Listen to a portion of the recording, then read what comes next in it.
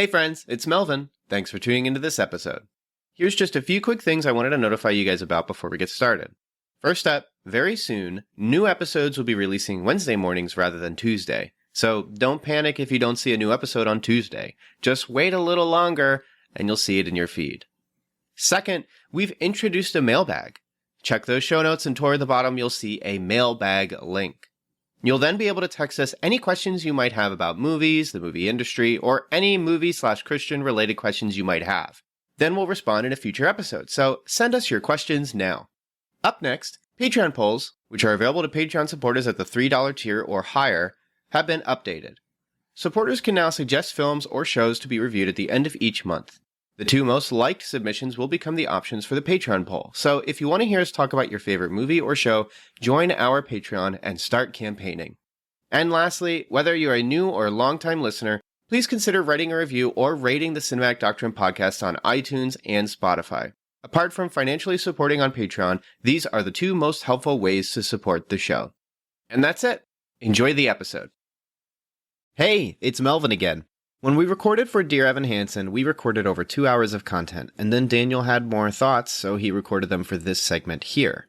With so much to cover, we decided to split our discussion on Dear Evan Hansen into 3 parts. You're listening to Part 3, Daniel's closing thoughts, so hopefully you've heard Parts 1 and 2 already. If not, they're in the Cinematic Doctrine podcast feed, so check them out there. Otherwise, enjoy. Hi, this is going to be sort of unusual. As you may have immediately recognized, I am not Melvin. I am not pretending to be Melvin. Could not even dream of becoming Melvin, really. So, recently we recorded an episode for the film Dear Evan Hansen, which is an adaptation of the 2015 musical of the same name. And I came off very harsh in the episode, and I 100% stand by everything I said.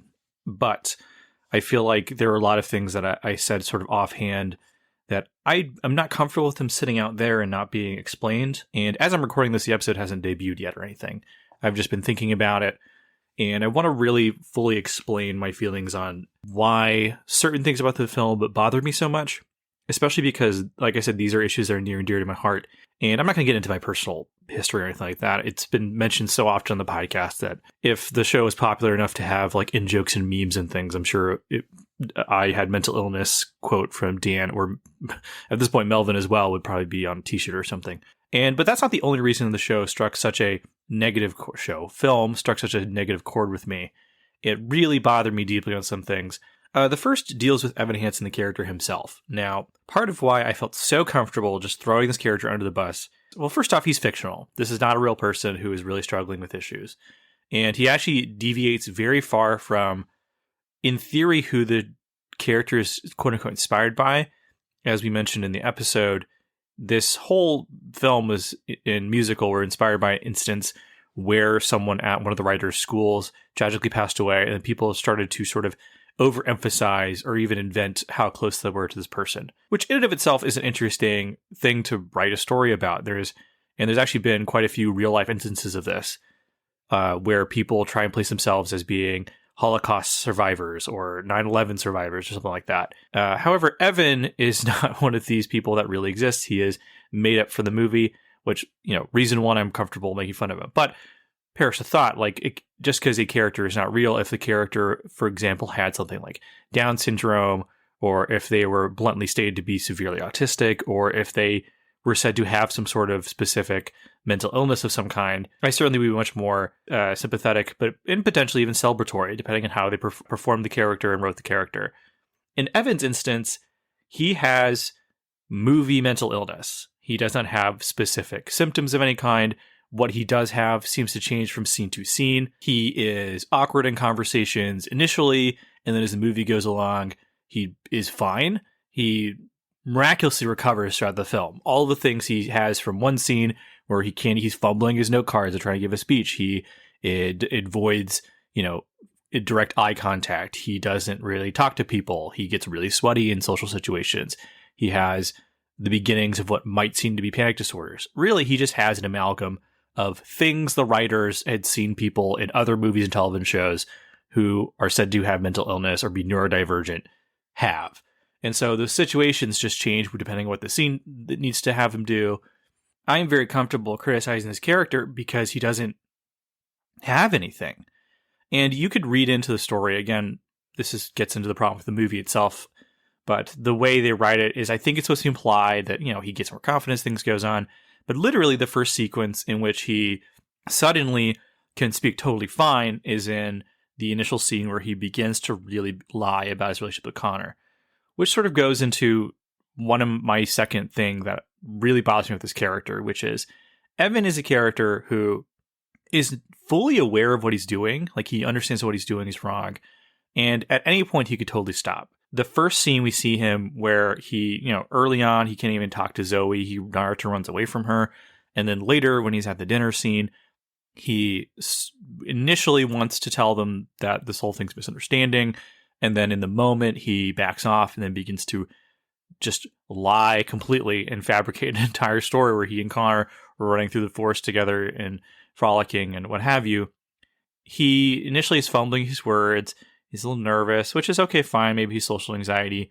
But I'm just going to say, no one I know who has social anxiety just becomes an eloquent speaker in the moment because they're overwhelmed with the situation. Most people, if they're severely anxious or they don't know what to do, they'll start to shake, they'll start to shut down, they'll start to sort of have difficulty talking, they might stutter, they might do all kinds of sort of things. Evan, it's a musical, so he starts to sing. I understand that. But the singing is supposed to signify to the audience in the language of the film, like we're supposed to fill in the blanks. He's giving some elaborate, beautiful story of what he and Connor would do. So in the language of the film, Evan is overcoming his own mental illness for some reason. I made a comment that, like, and I think it might sound like a joke, but I'm genuinely serious. Like, are we supposed to believe that he just gets a huge rush from lying? Is this like him really coming into his own and becoming who he wants to be? Because if that's true, that's just awful. And that is not a character to pity or sympathize with. The other thing is, throughout the movie, Evan is constantly talking about how messed up what he's doing is. Again, like, if this character is played as, I don't know, he's disconnected from reality, he has an inability to understand the severity of his own actions, like, outside of just being a teenager, like, we're given none of that. There's no reason to think that he doesn't understand the moral complexity of what he's doing. There's no reason to believe that he doesn't understand the suffering he's causing outside of he is lonely. And quite frankly, that's not a good enough reason to give him a pass. This character has no specific mental illness. He is fully aware that what he's doing is wrong. There is no reason to side with him in the story. And so because of that, I am completely comfortable with just absolutely bagging on the character and throwing it under a bus. One of the things about the film that severely bothers me throughout the whole thing is the whole thing has a sprinkling, the smattering of just the language of mental health. We have, no one says like triggers or they talk about having fixations or anything like that, because the film sort of predates that whole Twitter era of things. And I don't think the writers were on Tumblr, so they weren't in that era of Tumblr where people would just put their diagnoses and medications in their Tumblr bios. But it does have the trappings of what is supposed to be an inspirational story about mental health. Because the songs and things talk about, like, loving yourself and coming out into the sun and everything's going to be okay. And there's almost a disconnect between the actual songs and the story it's being told. Like, you could probably get a better experience just by listening to the soundtrack, quite frankly. But it has this mask of, okay, these are people that are struggling, they're overcoming their issues. It just has this whole veneer of inspirational, overcoming adversity, overcoming disability story. And it's presenting itself as one thing in the music, in the way it's shot, in the way the characters react to one another, while the actual actions of the characters don't match what's going on at all. It basically is the version of the person who they're destroying their relationships, they're mean and abusive towards everyone around them. We all have someone like this in our lives who they're manipulative, they're vindictive, they're unreasonable, and then they'll go on social media and they'll post about they're overcoming their battles, everyone is struggling with something, people should just sympathize with them. And that's where I talk about how, like, I've met Evan Hansen before. We all have, where it is the person who they're struggling and they're using the language of mental health issues and they're co-opting these things that real people all the time are struggling with. And they're using it as sort of the shield against criticism in order to justify their own actions and behaviors. And that is just exactly the type of person Evan comes across as. And that is the exact type of person that this film reminded me of so much, which I mentioned I've met these people, other Evan Hansens, at both my personal life and my work life in my inpatient facility. And just to give a little context for what it's like, I worked at what's known as a stabilization unit.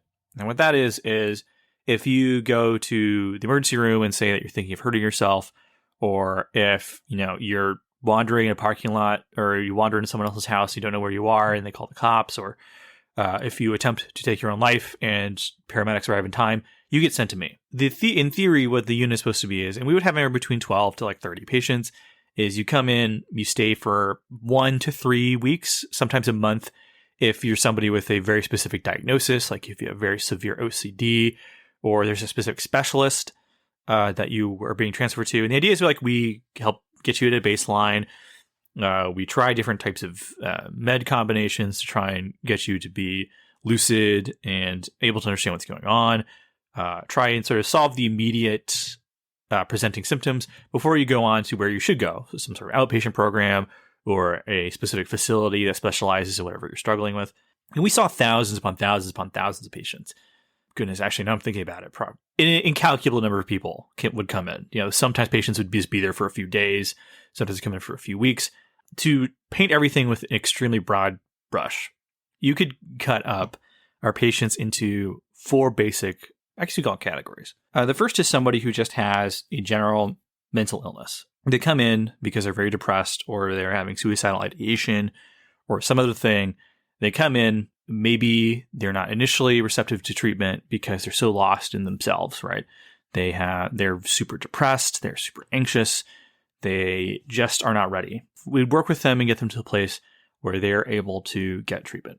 The second type of patient is somebody who is extremely psychotic. They don't know where they are. They don't know what year it is. They don't know who the president is.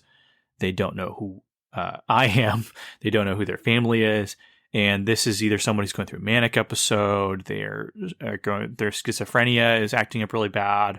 Sadder instances, we would get elderly patients who really what they're experiencing was early forms of Alzheimer's or something. Try and find them a geriatric psych unit to send them to. And those people, it was less about getting them to a place where they wanted to get help or wanted to get better, and more stabilizing them to either a moment where, like with people with schizophrenia, that is stigmatized really heavily. But really, as long as you have the right medication, you completely clear up and live in a completely normal life. I have friends who have schizophrenia who you would never know unless they told you. Fortunately, they don't feel comfortable telling people because it's so stigmatized. That's something that people see in movies. They see it as the homeless guy screaming on the street. And that's not what it's really like, to throw in a little soapbox moment there. And so with those people, we would help them to get through their manic episode or get through their mania. And those people would essentially become different people by the time they were done there. Unless it was somebody who, as I mentioned, with something like dementia or Alzheimer's, we would try and get them the help that they needed. The third type of patient we would have is somebody who, this is like their first tango with mental health. Maybe they're like a 16-year-old kid who is having a tough time at school and in a rash decision did something maybe they shouldn't. Or this is somebody who has had what we would consider a normal mental health experience up until some sort of traumatic event. A patient I always think about is somebody who, in a week's span, their entire family passed away tragically. They lost their children and husband in a fire. They lost another relative in a car accident, and they were just overcome with grief. And so they came in, we hooked them up with a good counselor, and they were gone within under a week, I think that person was. And we get people like that. And sometimes also just as you age, our brains are changing and deteriorating, unfortunately, over time. So you get somebody who suddenly, when they hit 50 or 60 and they start exhibiting signs of psychotic behavior, or suddenly they become much more moody and depressed than they used to. And that happens, and that's totally normal. And so it's really no different than if you're going to the hospital to get checked up and it turns out, hey, you actually need to take blood pressure medicine, or you need to change your diet. And really, our brains are a part of our body, and that happens to them as well. The fourth kind of patient, if we had 30 people on a unit, there might be 2 or 3 of these people. They would be there for months on end, sometimes pushing a year. They were not there to get help. They were not there to get better. They used the language of mental health issues. They knew all the right things to say. They knew what symptoms and experiences they claimed that they were having. And I'm not talking about somebody who has what we would consider to be a mental illness that causes attention-seeking behavior. issues that cause you to constantly want someone to rescue you and help you. Because that is its own form of sickness. And unfortunately, people that have things like borderline personality disorder get a really bad rap in the mental health community. For example, because they're the people that will constantly claim they're about to hurt themselves and never do. I would argue that that is just a different form of mental illness, right? Like, and it is, but it's so stigmatized in the industry. I've heard rumblings that they're thinking of trying to like relabel borderline personality disorder because it's so difficult to treat. It's still a sickness, and that's just how the sickness manifests. I'm not talking about those people. I'm talking about the people that know what to say. They know what symptoms to exhibit, and they know what to say to stay on the unit. While they're on the unit, they encourage other bad behaviors of the patients. They are manipulative. They try and constantly get what they want. They'll ask one person for something, they say no. They'll ask every single health professional in the unit to try and get what they want. And they're there forever. And I was trying to find a way to explain this type of person. Because this, again, I want to be careful what I say. And I'm going to reiterate something that I mentioned early on and in the previous episode, which is I'm talking about BoJack Horsemans. Now, for those of you who haven't seen the show, BoJack is a miserable, sad person who has depression. He has forms of anxiety. He has very negative thoughts that are persistent and bother him. And in reaction to this, he self-medicates. And anyone who's seen the show knows that BoJack is an incredibly selfish person. While he sometimes makes progress here and there, sometimes he gets a little bit better, he often resorts to self-destructive behavior and tears people around him down. He tanks the careers of others when he doesn't fulfill his obligations and projects. He takes advantage of other people's kindness and trust. He hurts the people around him constantly, and all in a desperate attempt to fix himself. BoJack has some mental illness, clearly, yet he is undeniably the root problem in the show itself, and there is something he's to empathize with and pitied to an extent. But at the end of the day, him feeling bad what he does doesn't make it okay. At the end of the day, the way he treats other people is wrong. It is demonstrably wrong. Really, what he needs to do is to work on himself. He needs to get help. He needs to admit that he has a problem. He needs to, stop thinking that because he is miserable and suffering, that makes him okay and makes him the actual hero of the story, because he's not. But the thing is, I love BoJack Horseman. It's one of my favorite shows in the world. Dear Evan Hansen is the anti-Bojack Horseman. And that is where Dear Evan Hansen completely and utterly fails. Where even in a secular show like BoJack Horseman, which rejects most things about Christianity, it at least understands at the end of the day that BoJack is a broken person who needs to begin getting fixed. Dear Evan Hansen comes to the conclusion that Evan is perfect just the way he is. And that's just awful. And there's a million people in the world walking around who think that they are not the problem. The rest of the world is. And they're going to go around hurting other people, shielding themselves with the right lingo they learned from somewhere. And when I say I've met people like Dear Evan Hansen, I've met people who they look at themselves as the hero. They look at themselves as perfectly good just the way they are. And if other people get hurt, that happens. They're BoJack Horsemans without the redemption arc.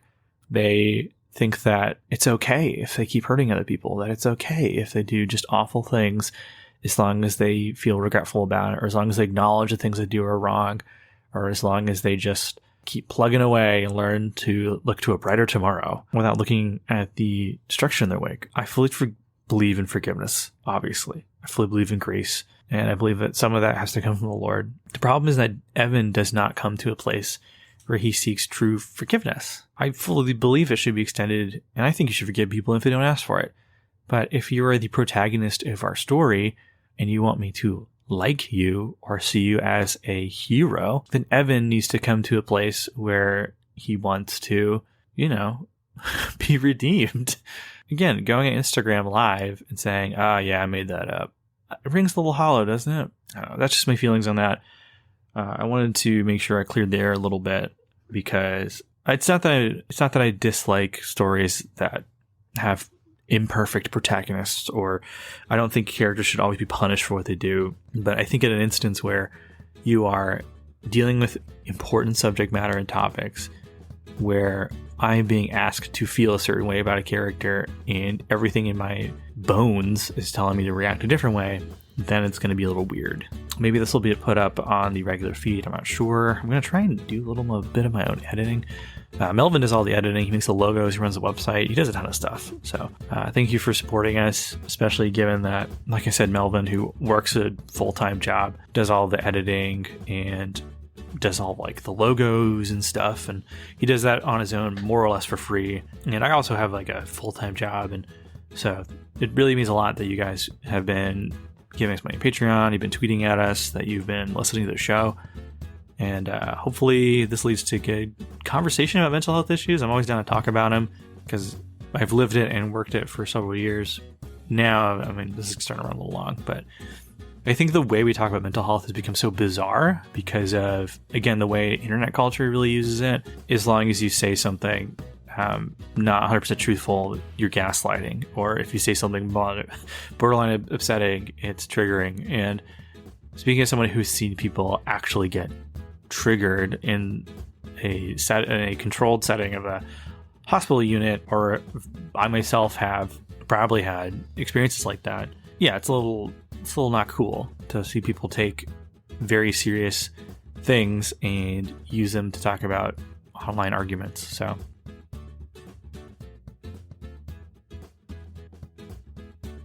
thanks so much for checking out this episode of Cinematic Doctrine. If you enjoyed this episode, consider leaving a review and subscribing to the podcast. And as mentioned before, Cinematic Doctrine has a Patreon. For as little as $3 a month, you're opted into a once-a-month movie poll where you decide a movie we discuss on the podcast.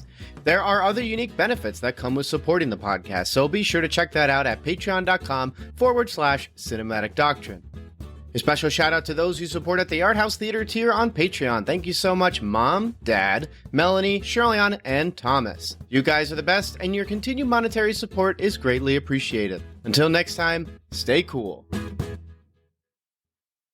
Want some Cinematic Doctrine swag?